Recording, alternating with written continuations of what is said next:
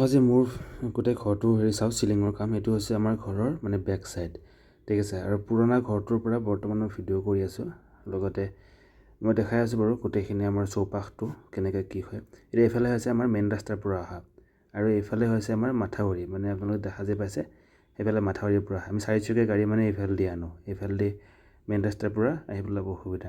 আৰু ঘৰটো আমি দুইফালে এইটো হ'ল ফ্ৰণ্ট মানে বেক চাইড আৰু এইটো ফ্ৰণ্ট চাইড কৰিছোঁ কাৰণ আমাৰ মাথাউৰি দিশৰ পৰা আহিলে এইটো ফ্ৰণ্ট চাইড এটা মাথাউৰি ফালৰ পৰা আহিলে এইটো হৈছে আমাৰ ঘৰৰ ফ্ৰণ্ট চাইড একেবাৰে যেটো মানে মেইন ফ্ৰণ্ট আৰু তাৰে কাষেৰে গৈ এইটো সেনেকৈ হেৰিটো পায়েই বাৰু মেইন ৰাস্তাটো পায় কিন্তু আমি যিহেতু মাথাউৰি ফালৰ পৰা অহা যোৱা কৰোঁ এইকাৰণে এইটো হৈছে আমাৰ ঘৰৰ ফ্ৰণ্ট চাইড আৰু ফ্ৰণ্ট চাইডটো ডিজাইনটো এনেকৈ কৰিছোঁ আমি আৰু সোমায়ে আমাৰ দুটা ৰুম পায় এটা লেফ্ট চাইডে এটা ৰাইট চাইডে আৰু এইটো যিটো দেখাইছোঁ এইটো হৈছে লাইব্ৰেৰী আৰু ইয়াতে চিলিং লগাইছোঁ যিটো মানে 2x2 গ্ৰিড বুলি কোৱা হয় টি চিলিং বুলি কয় নেকি এইটো টি চিলিং বুলি কয় এইটো এটা কমপ্লিট হৈছে এইটো লাইব্ৰেৰী হ'ব আৰু লাইব্ৰেৰী মানে দিছোঁ এইফালে আৰু তাৰে কাষতে আমাৰ চিধা এইফালে চালে আপোনাৰ দেখা হ'ব এইটো পুৰা চিধাই হৈছে এনেকৈ চিধাই গৈ কিনে এইটো আমাৰ মেইন ৰাস্তা পায় ঠিক আছে আৰু কাষতে হৈছে এইটো বহা ৰুম এনে মানে সৰুকৈ আৰু ইয়াত ফল চিলিং হেৰি লাগিব জিপছম লাগিব তাতে ডিজাইন থাকিব এইটো মানে অকল ফ্ৰেমটো কৰি থৈছে এতিয়াও মানে হেৰি কৰা নাই কাম আৰম্ভ কৰা নাই এইটো গ্ৰিল দুইফালে দি কিনে ষ্টাইল দিছোঁ আৰু সেইফালে গ'লে আমাৰ হেৰি পায় মানে এইটো মেইন মানে হেৰি আৰু কি বুলি কয় গলি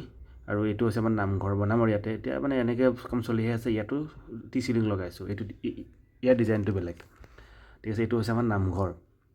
আৰু এইখিনি বহা ঠাই আৰু বাৰাণ্ডাত এইখিনিত আমাৰ সেইটোৱে চেম ডিজাইনে থাকিছে টি চিলিঙৰ ইয়াৰ কাষৰখিনি আমাৰ জিপছম থাকিব বাৰু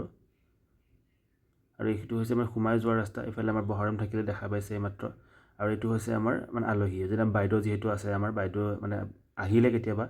আৰু এইটো ৰুমতো আমি হেৰি লগাইছোঁ এইবিলাক টি চিলিং লগাইছোঁ ঠিক আছে এই কোণাটো অলপ বেয়া কৰিছে তথাপিও ঠিকে আছে বাৰু মানে এইটো আলহী আহিলে থকা তাৰ পৰা ওলাই আমি ডাইনিং ৰুম পায় এইটো হৈছে ডাইনিং ৰুম আৰু ডাঙৰটো ডাইনিং ৰুম আৰু এইফালে হৈছে এইটো বহা ৰুম এতিয়া ডাইনিং ৰুমটোৰ কাষতে আমাৰ পেৰেণ্টছ ৰুম আছে আৰু এইফালে আছে আমাৰ কিটচেন আৰু এইটো আমাৰ ৰুম য'ত আমি থাকিম আৰু ইয়াতো হেৰি লাগিব জিপছম লাগিব ডাঙৰকৈ ষ্টাইল হ'ব ইয়াত কাম আৰম্ভ কৰা নাই কৰিব লাহে লাহে বাৰু তেনেকুৱা ধৰণৰ ইয়াতো জিপছমে লাগিব আৰু এইটো হৈছে আমাৰ ৰুম য'ত মানে কাম আৰম্ভ কৰিছে কিন্তু এতিয়াও মানে চেৰি লওঁ ইয়াতো থাকিব দুখন ফেন থাকিব ন সেইকাৰণে হেৰি কৰিব বাৰু বনাব এতিয়া আকৌ এই ইয়াতো মানে জিপছম লাগিব যিখিনি এইটো ৰুমৰ হেৰি আৰু লাষ্টৰ ফালে ইয়াতো জিপছম লাগিব ইয়াতো আৰু সেই লেট্ৰিন বাথৰুমৰ যিটো ফ্ৰণ্টত আৰু এটা মাজ এটা ৰুমত মানে পেৰেণ্টছৰ ৰুমত এইটো অলৰেডি লগোৱা হৈ গ'ল টি চিলিং এইটো আৰু হেৰিটো নামঘৰতো একে দিয়া গৈছে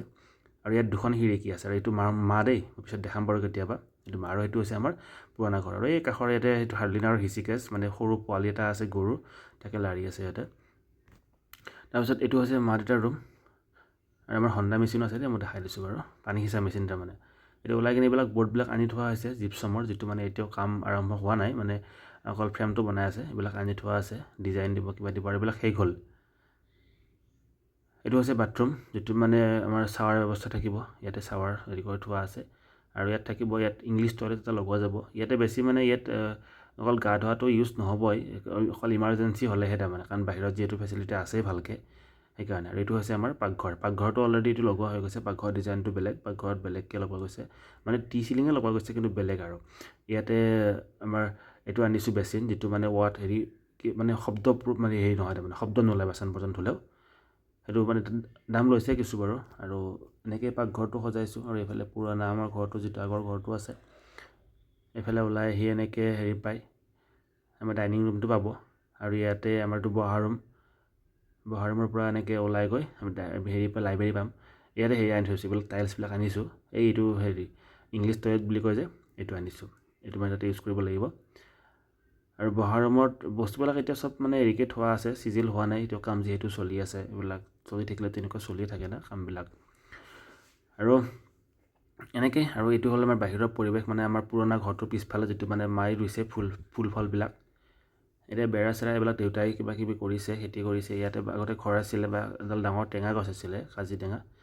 এতিয়া এইফালৰ পৰা এনেকৈ পিছফালৰ পৰা এনেকৈ আৰু